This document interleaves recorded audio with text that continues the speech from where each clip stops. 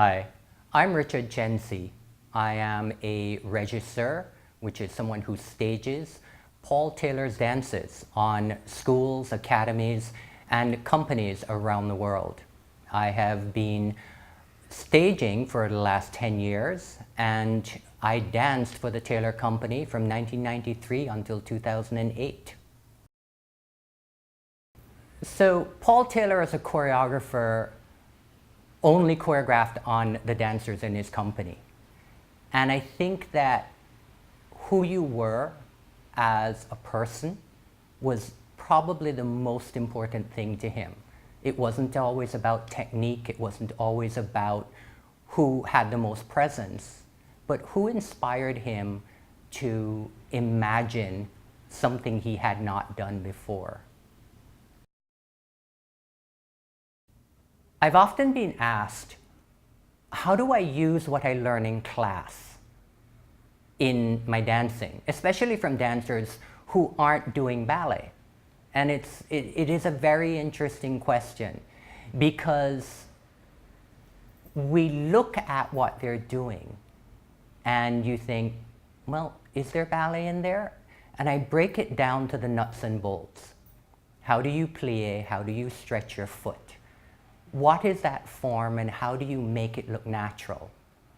There is something about the discipline of taking a language that may not be common to you. Did you ever learn Latin? Did you ever learn German? Did you ever learn to speak Hindi? These are things that as an English speaker, you don't necessarily do.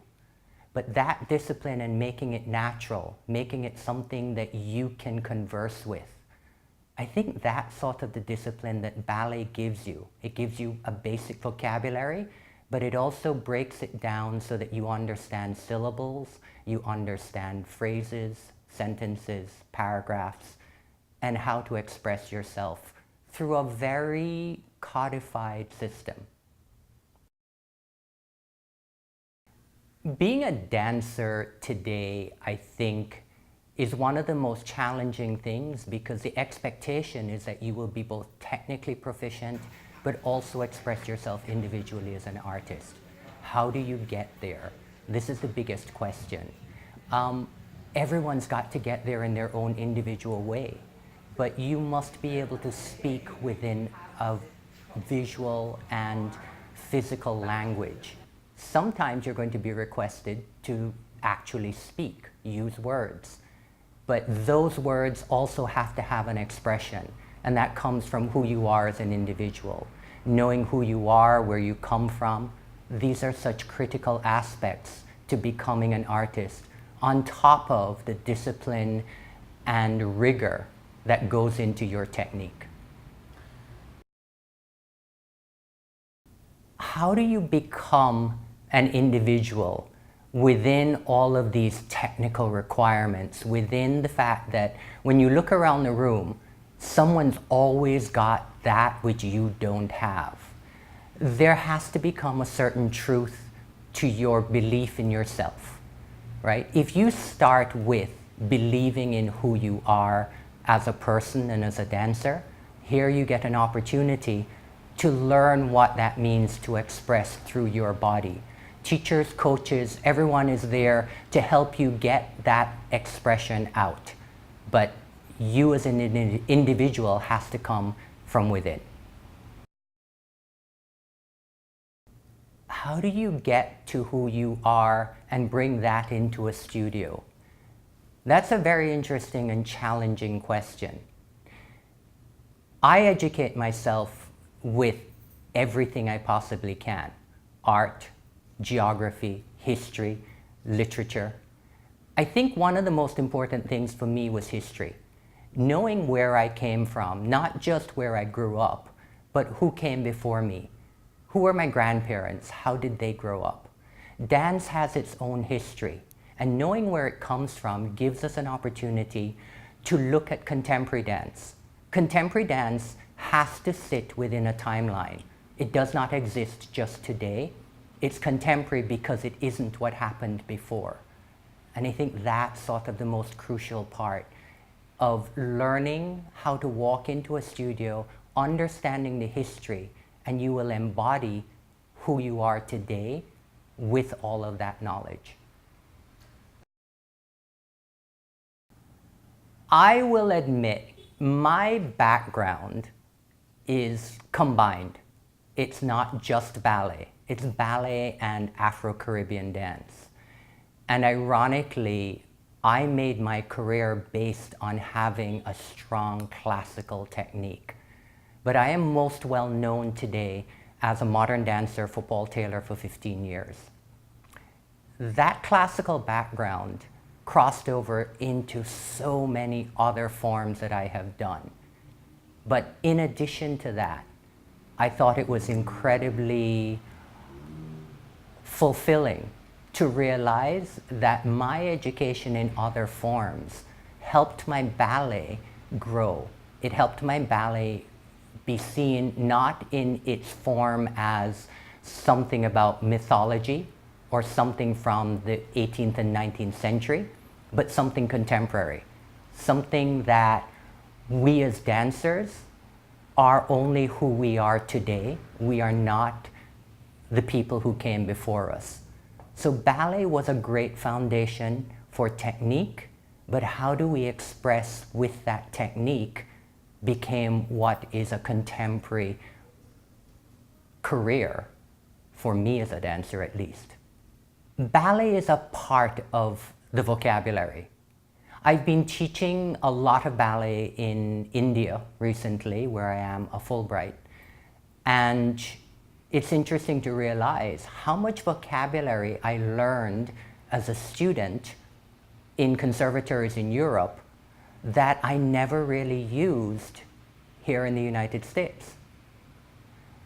But at the same time, that knowledge added to my diction and the clarity with which I could perform. And I took that knowledge of how to take additional information and vocabulary into other forms. So I helped to expand what we think of as contemporary or modern forms with my ballet background, but also with the information I talked about before of knowing who you are. So Dance Prix de New York was for me a different concept when I was approached. And I have to admit, I have a history as the director for the New York International Ballet Competition. At the New York International Ballet Competition, it was very important for us to teach. So we did not let people bring prepared choreography. We actually taught them all the choreography, and then they were judged based on what it is that they learned. So everyone was doing the same thing. Dance Prix de New York introduces a different educational component, and this really fascinated me, and I was glad to come in. I was also glad to come in as a representative not for ballet, but for contemporary and modern dance.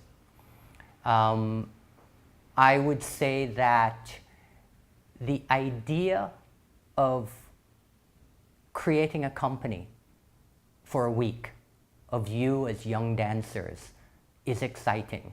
We do lots of intensives, but we don't always get the opportunity to see you perform with the knowledge that you gain within that week. And that also excited me about this concept. I also go back to the idea, if you're going for an audition, how many jobs are there at the end of that audition? It is still a competition. You want that prize. It's that job. So I don't think of Dance Prix de New York specifically as a competition with a gold medal at the end of it. I think of it as an opportunity to learn about yourselves, learn from your peers, and to be exposed to industry professionals today who are shaping the world of dance tomorrow. In my role as a regisseur or stager of Paul Taylor's works, I walk into companies of dancers all around the world, Germany, Australia, New Zealand, China, where I've never seen these dancers. So I have to cast that piece that I'm there to stage within a day or two.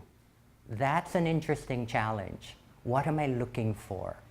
I think that in this capacity here, in this given week, I would look to see who are the most versatile dancers, who are the ones that I think could do any role rather than just specific roles. Many times when we cast a work, we have to think not just of the individual dancers, we have to think of their personalities. How is that going to mesh and meld with the different characters or roles we may have within a piece?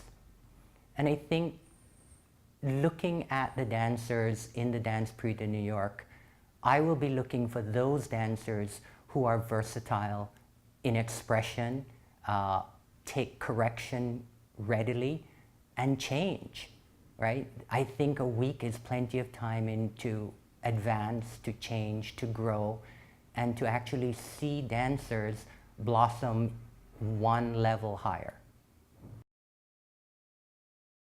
Working for Paul Taylor, it was fascinating to see how he perceived you as a performer. He often, when we created original work, would stop at a certain point and say, you know, somebody else has to do that role after you. So I want to pull out the essence that makes a role as opposed to just you. And you will forever have that stamp on it. And I think Paul did that as a dancer as well. I often laugh because people who danced with Paul Taylor at Graham said, Paul never danced the way that Graham expected dancers to dance, but it was so unique that Graham always accepted what Paul did. So there is a certain uniqueness that if you find it and you have the talent and you have the opportunity, which is really what this is about, you could change the face of dance.